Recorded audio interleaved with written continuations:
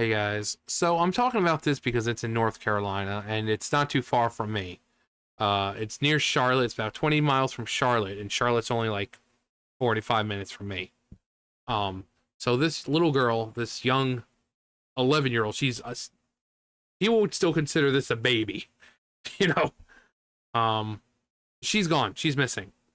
She disappeared like November 23rd, and her parents, these two lovely people right here, decided that it was a good idea to wait till December 15th. So, like 3 fucking weeks after she disappeared.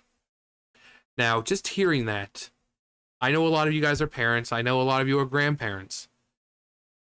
That statement of how long they took should have made your blood boil. You should be infuriated by what you just heard. 3 weeks to tell the authorities that your kid's missing? Now, it's school and everything, so people could say, oh, well, they have a habit of going to their friend's house after school and this and that. And sure, but if they're not home by a certain time, like, so I don't know, bedtime, during the week when they don't spend the nights over at friends' houses because it's a school night, hey, is my kid over there?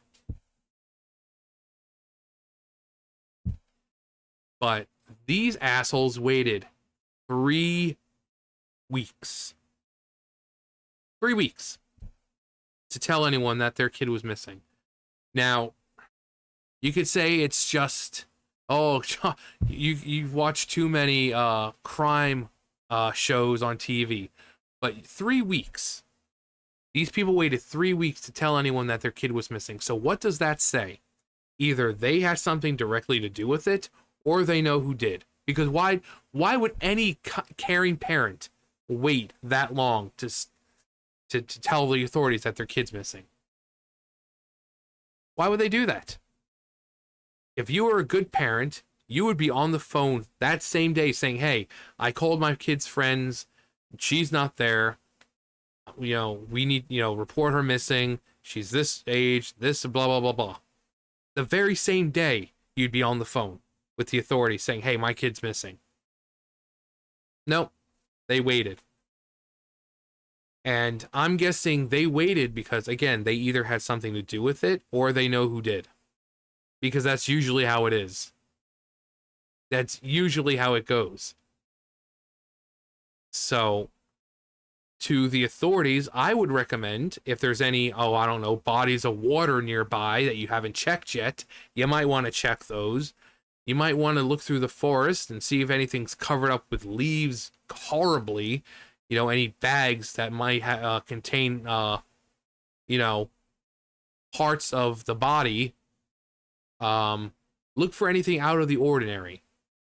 But because these two fucking scumbags waited 3 weeks, they've messed up an investigation. Now, if the police were able to get right on it from day one, but we all know how this is going to end because we've seen this too many times. Too many fucking times. So, of course, pray to Satan that she's found. We know that's not going to happen. We know what the outcome of this is. And the worst part is we won't even be able to find out what happened to her during that time.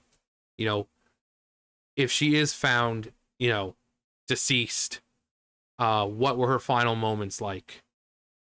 Because imagine you're a 11-year-old kid possibly going through that word that YouTube doesn't like, that word where something is forced upon you. That. Possible physical torture. Other things that should make anyone sick to their stomach thinking about it. I mean, I don't even want to talk about this, but that is the cruel reality of this world. There are people like this who don't give a shit about their kids. Who will protect whoever fucking did it to their kid. Because they're fucking scumbags. And again, hearing that also should make your blood boil. Seeing that there's two parents who just don't fucking care. An innocent 11-year-old possibly gone life snuffed out before she even got to live it. All because they care more about the fucking person who did it than they do about their own daughter. Of course, that's the stepdad. He's like fucking 60 years old and the mom's 37. A young girl whose life snuffed out, not even a teenager. She, like, again, she's still considered a baby to some. Child's life snuffed out. Two people who don't give a shit, who waited 3 fucking weeks to tell anyone. But I'm sure in the meantime, in those 3 weeks, they were perfectly fine. Remember with Casey Anthony? Yeah. Oh my God, my daughter's missing. Time to go out clubbing. You have this time, this span of time where her daughter was missing, and all these pictures of her at the club with drinks and smiling and dancing. Oh God, she's really torn up about her kid missing, huh? And then in court, she's like, oh, and all the jurors like, oh, we feel so bad for her. She's innocent. Even though she looked up how to, chloroform on fucking her computer, and everything she told the police, they investigated and found out was a fucking lie. But sure, oh, she's so innocent. Oh. And the same people who believe that she's innocent will believe that these two are innocent. Stupidity there is no bounds, no boundary for stupidity. People who believe that Casey Anthony was innocent will look at these two parents and be like, oh, they're innocent. Why would they do that? Why would they wait 3 fucking weeks? Well, maybe what were they scared about? If they didn't do it, what would they be scared about? Their kid is missing. And unfortunately, it's like they say, usually when this stuff happens, it's by someone the child knows. Which also leads you to believe that's why they waited 3 weeks. Because they know who did it, and they were allowing that person to kind of get away with it. Because apparently that person's more important than their 11-year-old daughter. So I just... like I said, I do truly hope she's found safe and sound somewhere, but we've seen this too many times. We've seen this too many times, and we know that's not going to be the outcome. It's been too long already. She's been gone since November 23rd, and it's now the 29th of December. If she hasn't been found yet, she's not going to be found. And if they do find her, she's going to be in a state of,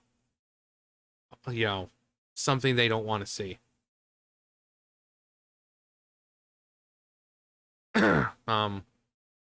So as a parent, as a grandparent, this should piss you off. Knowing that there's parents like this. Like, look at them. And I say this, I've done stories about this before. Look in their eyes. Oh, that is the face of true evil. People want to know what evil looks like.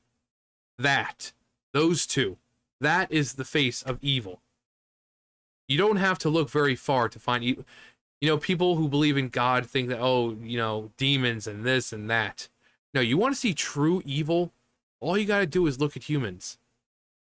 Because they're humans like this that are true evil. You don't have to look to Satan or demons or whatever. No, you look to humans. Because we are more fucking foul and corrupt than anything that a demon could do. Not all of us, obviously, but the human race is all capable of it. But that's the face of evil. Both of them. Those cold, dead eyes. The face of not giving a shit.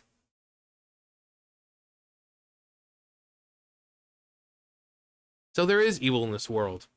And people think it's demons. But it's people like that. People like that.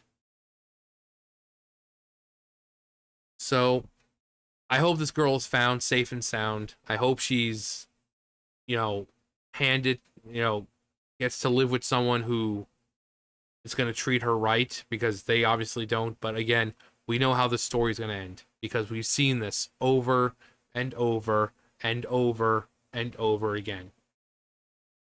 And it never has a good ending.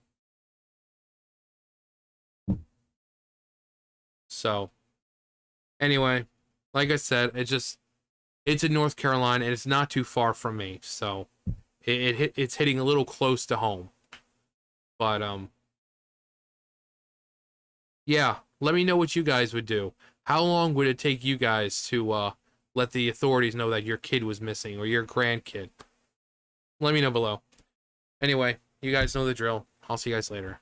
Bye, guys.